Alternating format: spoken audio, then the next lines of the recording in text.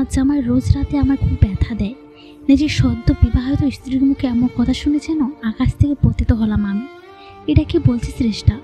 নিজের মাকে এগুলো কেউ বলে? মানুষ বোকা হয়, তাই বলে এতটা বোকা? শ্রেষ্ঠার সমস্ত বিষয় যেন আমার কল্পনার বাইরে।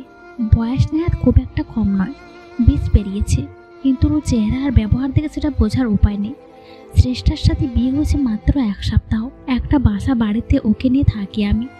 আমার নাম সৌহার্দ্য। মাকে হারিয়েছি 1 বছর আগে। আপন বলতে বাবা আর একটা ছোট্ট ভাই আছে, ওরা অবশ্য শহরের বাইরে থাকে। আমি শ্রেষ্ঠার হাত থেকে ফোনটা কেড়ে নিলাম। পাগল হয়ে গেছে নাকি? এগুলো কি বলছো মাকে? কেন, কি বলছি? যা সত্যি তাই বলছি। তুমি কি কিছু বোঝো না? মানে এত ন্যাকামি কোথা থেকে আসে তোমার? কি আপনি আমায় ন্যাকা বললেন? রেগে দাঁত কটমট করে উঠল। কথায় আছে না, বোকারে রেগে গেলে ভয়ঙ্কর রূপ ধারণ করে?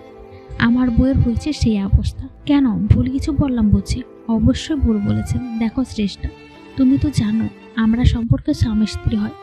আমাদের ভেতরে যাই হোক না কেন, বিশেষ করে রাতে, ওগুলো একান্ত ব্যক্তিগত ব্যাপার। বাবা মাকে বলতে আছে? বাহ, আপনি আমাকে ব্যথা দেবেন আর আমি কাউকে বলবো না? শ্রেষ্ঠাকে কিভাবে বোঝায় যে ওটা বোঝে চূড়ান্ত মূর্খাম্মি ছাড়া কিছু নয়? কিন্তু সে বোঝাবার পাত্রী নয়, খুব ভালো করে জানি আমি। ওকে অন্যভাবে শান্ত করতে হবে। আচ্ছা ঠিক আছে, আর ব্যথা দেব না, কথা দিলাম। অনেক অনেক চকলেট দেবো তোমায়। তুমি যা যা খেতে চাও সব কিনে আনবো। সত্যি বলছেন? উচ্ছ্বাসের স্বরে। হ্যাঁ সত্যি বলছি। তুমি না চাইলে আমি ছোবো না তোমায়। শুধু নেক্সট টাইমে এই ধরনের উল্টোপাল্টা কথা কারোর সাথে বলো না। না বলবো না, তবে চকলেট আনতে হবে কিন্তু। হ্যাঁ বাবা, আনবো। শ্রেষ্ঠাকে কোনো মতে বুঝিয়ে নিয়ে অফিসে চলে গেলাম। যতই শিশুসুলভ হোক না কেন, রান্নাটা মোটামুটি ভালোই করতে পারে শ্রেষ্ঠা, যদিও আমার প্রচুর সাহায্য করতে হয়। সকাল সকাল রান্নাটা সেরে রেখেছি, তাই বিশেষ কোনো চিন্তা নেই। যদিও বাসায় দুপুরের পরে ফেরাবার কথা ছিল, কিন্তু কাজে চাপে বড্ড দেরি করে ফেলেছি। বাসায় ঢুকে দেখে 7টা বেজে গেছে। চারিদিকে কোথাও কেমন সারা শব্দ নেই। বেডরুম গিয়ে দেখলাম শ্রেষ্ঠা ঘরে ঘুমাচ্ছে। না জানি কখন শুয়ে পড়েছে। ভাবলাম জাগিয়ে তুলব, পরে নিজের সিদ্ধান্ত পরিবর্তন করি।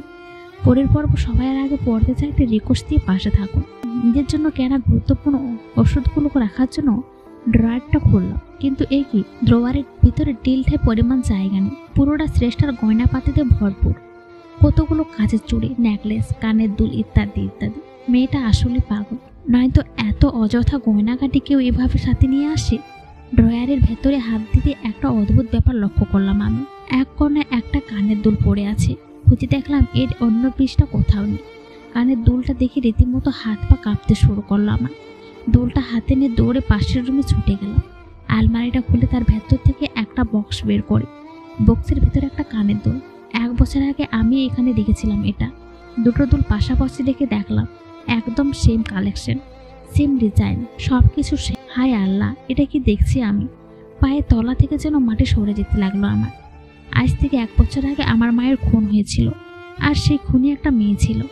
অন্ধকারে ধস্তাধস্তির সময়ে যার কান থেকে একটা দুল ছিঁড়ে নিয়েছিলাম আমি। এরপর সেই অজ্ঞাতনামা খুনি আমায় ধোঁকা দিয়ে পালিয়ে যায়। নিজের মায়ের খুনিকে আর খুঁজে পাইনি আমি। আজ দীর্ঘ 1 বছর পরে এই কোন পরীক্ষায় মুখোমুখি হলাম আমি। এই কানের দুলটা শ্রেষ্ঠার কাছে এলো কি করে? তবে কি